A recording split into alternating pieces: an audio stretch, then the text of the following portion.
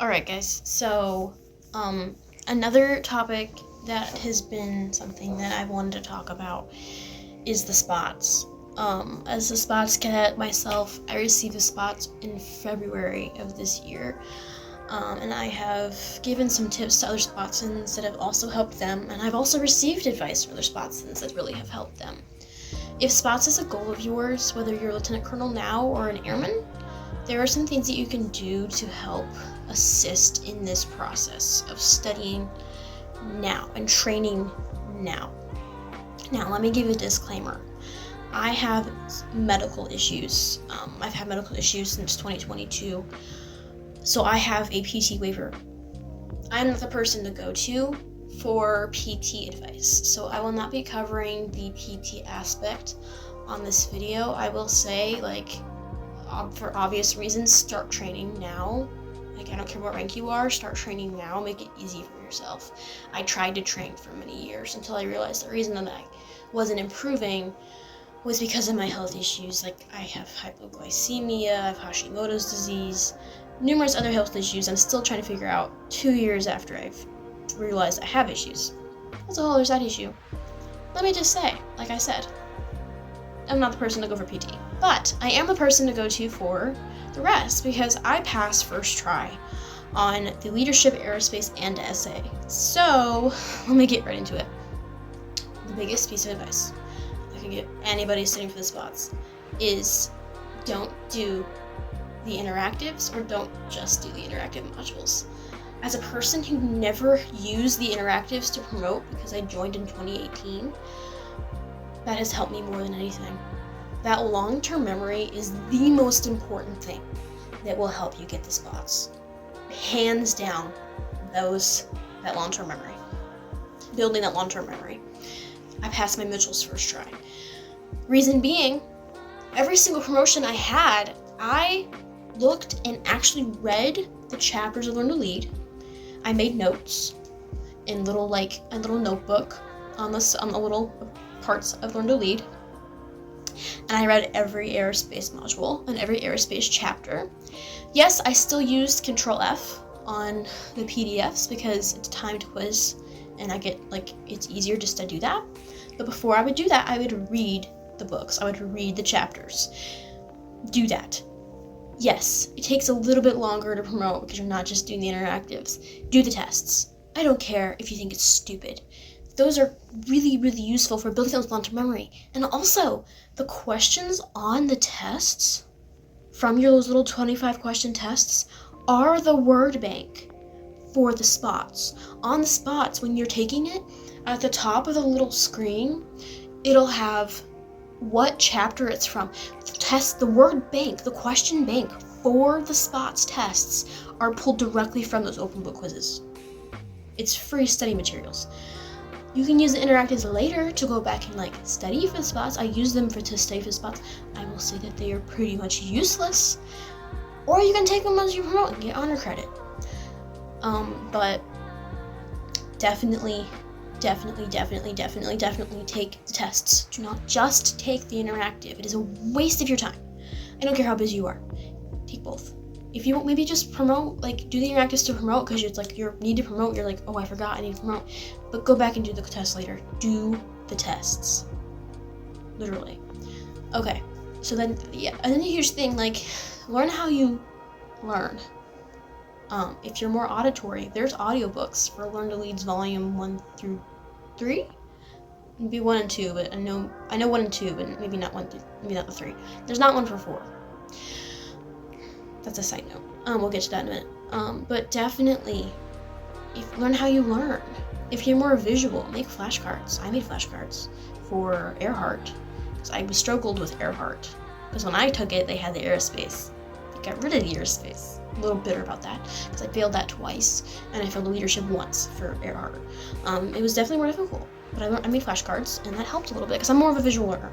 I really like pictures in my books for school and stuff like that. I like videos.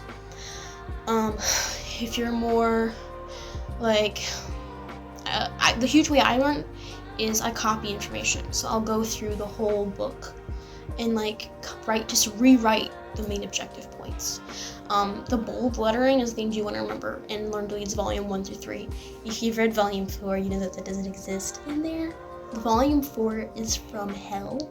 I will say that for my Spaatz, I didn't even study Volume 4. I passed without studying Volume 4. I will not say don't study Volume 4, because that's terrible advice. I just didn't, because I didn't want to. Because the test is 15 questions, 60 questions total for Learn to Lead, 15 questions from each volume. So 15 Volume 1, 15 Volume 2, 15 Volume 3, and 15 from Volume 4. Volume 4 questions, though, they seem to be more common sense, rather than like which number was the code for this bill. I don't remember, because Volume 4 is stupid, okay? It is. So, it's really superficial stuff that a cadet would never have to encounter unless you go into nationwide politics one day. If you do, then hey, there's Volume 4 for you, but otherwise, no. So, I didn't study Volume 4 for Spaatz. We'll go back to that in a second, though. So yeah, learn how you learn.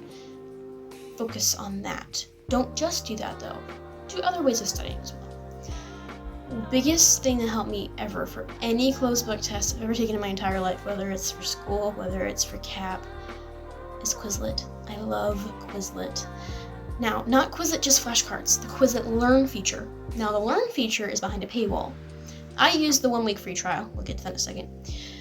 But there's also this new thing called Note, like no with a T, that basically copies Quizlet sets and lets you use the Learn feature for free. I'll link that in the description, by the way, because it is so awesome. Because Quizlet not being free anymore, and I learned that because I went for Mitchell, it was free, and when I went for Spaatz, it was not. So I found out about Note, and I recommend that to all my cadets who love Quizlet but don't want to pay for Quizlet, because who's going to pay for that when you hardly ever use it? Yeah, Note in the description. Anyway, so Quizlet is a huge help. The Learn feature has many different aspects about it. It has multiple choice, it has written, it has different memorization, it has matching, it has games, and you can learn different ways of. It basically tackles every learning style in the Learn feature and on the other Quizlet features, which are also all in Note when you copy it from Quizlet to Note. And it's really easy to copy. Don't feel like it's a copy paste all of it. It's like it literally looks at the page on Quizlet and it just says yoink, and then it puts it on Note, and then you can use all the same features. It's amazing. Anyway, use Quizlet/Note. Use the sets. I have some sets for the Spaatz that I have found are absolutely awesome. To not get them removed, I'm not going to link them, but if you want them, email me in my email in the description and I will send them to you. I ask that you don't share these to everybody, like just share them for people sitting for their Spaatz, because again, you don't want NHQ to remove them for some reason. I don't know why they would remove them, because they're not like, it's not like cheating, it's just study materials. But I don't want them to get removed because they have been extremely helpful for me and other Spaatz cadets who have gone for it. Because it has questions on there that are basically identical to the Spaatz exam. Reason being, it's because it's pulled from the open book quizzes. Let me say that again. The test bank for the Spaatz is pulled directly from all open book tests from previous open book tests. So that's what the Quizlet uses, is the questions from the other open book tests. So it's not cheating, but it does have a lot of really great questions in there that are like, I took it, I studied that, and then I took the Spaatz. I'm like, oh my gosh, that's the same question and answer. And I passed first try. So that was the main reason I passed Spaatz. But the long-term memory, going back, the long-term memory is the biggest thing. Context. I studied for the Spaatz for 5 days. That's it. Would I recommend it? No. Did I do it and pass first try? Yes. Is it foolproof? Absolutely not, because I learn differently than you, most likely. If you learn exactly like me, and you've also built your long-term memory over many, many years, then you're probably good to go. If not, then learn a different way. But the thing about it is, not only have I gone through all those open book tests, but I've also taught and written about and absorbed all that information from Learn to Lead. I'll get to aerospace in a second.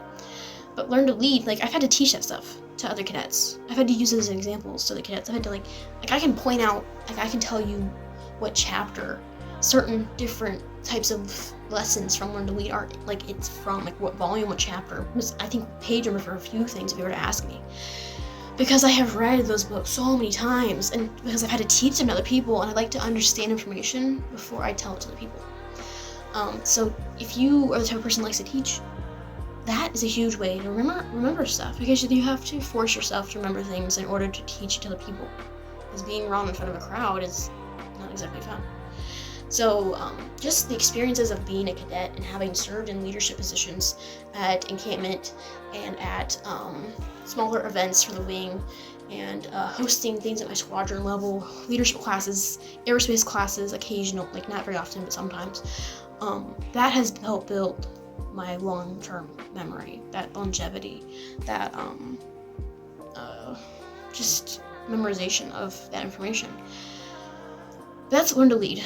One more tip for Learn to Lead is it's mostly logic.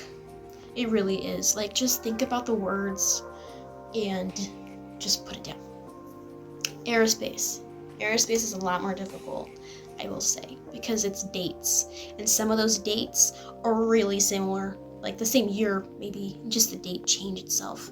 You're gonna have questions from Journey of Flight on the Spaatz Aerospace that you didn't know were in the book. Okay, there are questions in there like who was the first woman to cross the English Channel. Couldn't tell you right now because I forgot. But I had memorized that, and it's like one sentence in Journey of Flight. Literally, it's not even like a chapter. It's not even a paragraph. It's like 1 or 2 sentences talking about the first woman to cross the English Channel, and you're expected to memorize that. And also, it's not like an objective point or bolded in this Journey of Flight, so you're just. The aerospace is very much a, hey, I don't know, what's going to be the test? I don't know, you tell me, because, I don't know. So, once again, I say, just the spots, Quizlets, that I will not be linking, but you could ask for, are there. And, they have questions. Pulls from the open book tests, and other questions that are not, because like I said, this is from Journey of Flight, not Aerospace Dimensions, that are on the Quizlet that are, I would say, basically identical to that on the Spaatz. And as someone whose strong suit is not aerospace, but still passed first try with an 80%, by the way, those Quizlets are really helpful. So if you need them again, I say email me. But a huge thing about that is also logic. Okay, so if you know what date Sputnik went into space, 1958, then you can assume that when the person landed on the moon would not be immediately after that. Like, you can be like, okay, if Sputnik went into space in 1958, and I could be wrong about that, by the way, then it'd have to be a few years after that, but it's before this date because that's too close to when that happened, because that's a huge technological jump from that. You know, like, think about it logically. And that it make a really good educated guess. Sometimes you have to make a good educated guess, and sometimes it'll do well for you.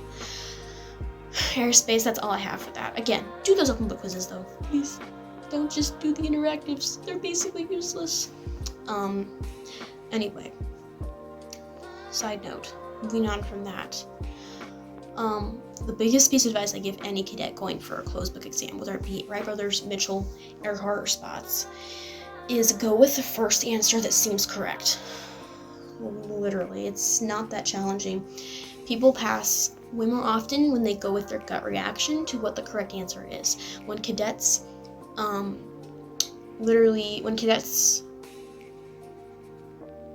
doubt their answers and they second guess themselves and they sit on one question for 5 minutes and then they end up changing their answer, and it's the wrong answer because they let their doubt change their knowledge, because your brain does things. Your brain tries to protect itself by doubting everything in stressful situations. So it doubts what the correct answer is, even though the gut reaction you had about what the correct answer was, it'll change it for you in your mind. It'll be, oh, no, protect yourself. This one seems correct. Even though you just thought that the first one was correct. Turns out the first one was correct, but you changed it because you were scared. It should take you, if you're a middle, like a medium fast reader, whatever, it should take you less than a minute per question. And it has to be less than a minute per question for the Spaatz because it's 60 minutes and 60 questions. For context, it took me 15 minutes for the leadership and 13 minutes for the aerospace because I literally went click, next, because I was not going to let doubt creep in this time. I only changed my answer to one question. It was on the aerospace, and if I hadn't done that, I would have failed because I wrote that a hemisphere is a full circle. Okay. And I was like, wait a second, you idiot. A hemisphere is half a sphere. So half a circle. So I changed that answer and I ended up passing because of it. So obviously when you have moments like, oh duh, then change it. But otherwise, like, just leave it. Just leave it. I promise you'll get a better score with your initial gut reaction if you studied than you would if you changed your answers. It should not take you but 20 minutes to pass, to take any closed book test. Right, but there's obviously less than that. I've had so many kids pass first try, just going with their gut reactions on quizzes. Closed book tests, instead of doubting their answers. Do not doubt your answers. Alright, so that's it for the closed book tests. For the essay exam, what's going to happen is that it is a no minimum or maximum word count. They give you 3 topics to choose from, and you have to choose one, and you just write about it.